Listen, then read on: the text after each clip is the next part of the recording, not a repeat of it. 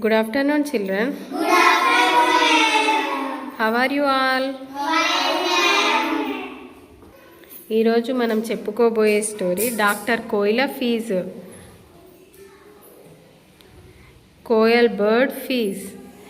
అనగనగనగా ఒక పెద్ద చెట్టు ఉండేది. ఆ చెట్టు పైన కోయిల, కాకి, గుడ్లగూబ కూడు కట్టుకొని నివసిస్తున్నాయి. దాంట్లో కోయిల డాక్టర్గా చేస్తూ ఉంటుంది. ఎవరికైనా చిన్న చిన్న ఆరోగ్య సమస్యలు వస్తే అది వాళ్ళకి చూస్తుంది అన్నట్టు, చూసి వాళ్ళను మంచిగా చేస్తుంది.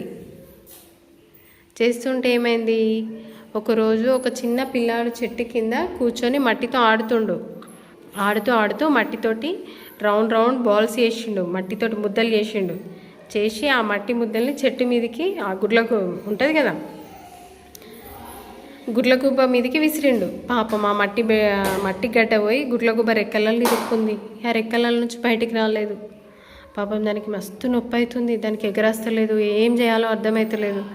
పోయి కాకి చెప్పింది, ఓ కాకి, ఇట్లా నా రెక్కలలో మట్టి గడ్డ ఇరుక్కుంది, అది అస్సలు పోతలేదు, నాకు మస్తు కష్టం అవుతుంది అన్నది.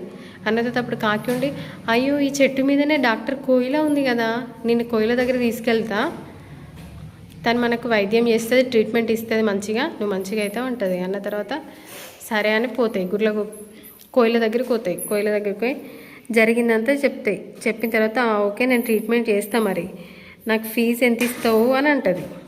అన్న తర్వాత కాకి ఉండి, ఓ కోయిల, నీ ఫీజు సంగతి నాకు వదిలే, నేను చూసుకుంటా, గుడ్లగూబతోటి నీ ఫీజు ఇప్పించే బాధ్యత నాది, నీ ట్రీట్మెంట్ ఫీ ఓకేనా, నువ్వు ఫీ గురించి ఏం టెన్షన్ పడకు, నేను ఇప్పిస్తా అంటుంది. అన్న తర్వాత సరే నువ్వు ట్రీట్మెంట్ అయితే స్టార్ట్ చేయి అంటుంది. అన్న తర్వాత ట్రీట్మెంట్ అయితే స్టార్ట్ చేయన్న తర్వాత ఇగో గుడ్లగూబ, అందులో పెద్ద కుండ ఉంది, ఆ కుండ నిండా వాటర్ పోసిన, నువ్వు ఆ వాటర్లో మునిగేటట్టు కూర్చో, తల పైకి పెట్టి నీ రెక్కలు మునిగేటట్టు కూర్చో అంటుంది. అన్న తర్వాత అందులో పోయి కూర్చుంటుంది గుడ్లగూబ. కూర్చున్న తర్వాత ఒక 2-3 గంటలు కూర్చుంటుంది. కూర్చున్నాక మట్టిగడ్డ కరిగిపోతుంది, ఇంకా ఫ్రీ అవుతుంది. ఫ్రీ అయ్యి హ్యాపీగా ఎగరగలుగుతుంది, ఫ్లయింగ్ మంచిగా చేస్తుంది.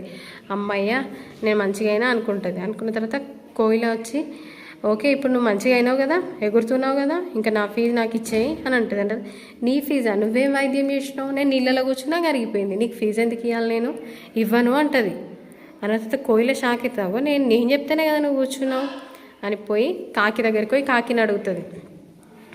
కాకి నువ్వు చెప్తేనే నేను గుడ్లగూబకి చేసిన ట్రీట్మెంట్, ఇప్పుడు డబ్బులు ఇయ్య అంటుంది, ఫీజు ఇస్తలేదు అంటుంది. అన్న తర్వాత అని చెప్పేసి గుడ్లగూబ ఇక పారిపోతుంది.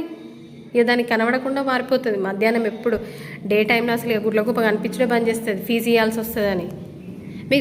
మీకు తెలుసు కదా, గుడ్లగూబ ఓన్లీ నైట్ టైంలోనే వస్తుంది, తెలుసా?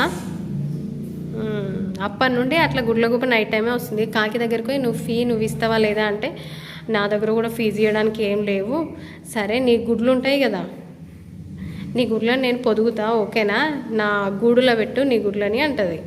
ఇక అప్పటి నుంచి హ్యాచ్ చేస్తా నేనే నీ గుడ్లని చెప్తుంది. చెప్పిన తర్వాత ఓకే అంటుంది. అప్పటి నుంచి కోయిల గుడ్లను కాకి పొదగడం అనేది అప్పటి నుంచే స్టార్ట్ అయింది అని ఈ కథ. గుడ్లగూబ డే టైంలో ఎందుకు కనిపిస్తలేదు, కోయిలకు ఫీజు ఇద్దామని, ఫీజు ఇవ్వడాన్ని తప్పించుకోవడానికి అని అనిపిస్తలేదు. అంతేనా? దీన్ని అర్థమైందా మీకు? మనకు ఒకటి ఉంది కదా, కాకి కోయిల గుడ్లు పొదుగుతుందని, గుడ్లగూబ డే టైంలో కనిపించదు అనేది ఉంది కదా, ఇదే అందుకే.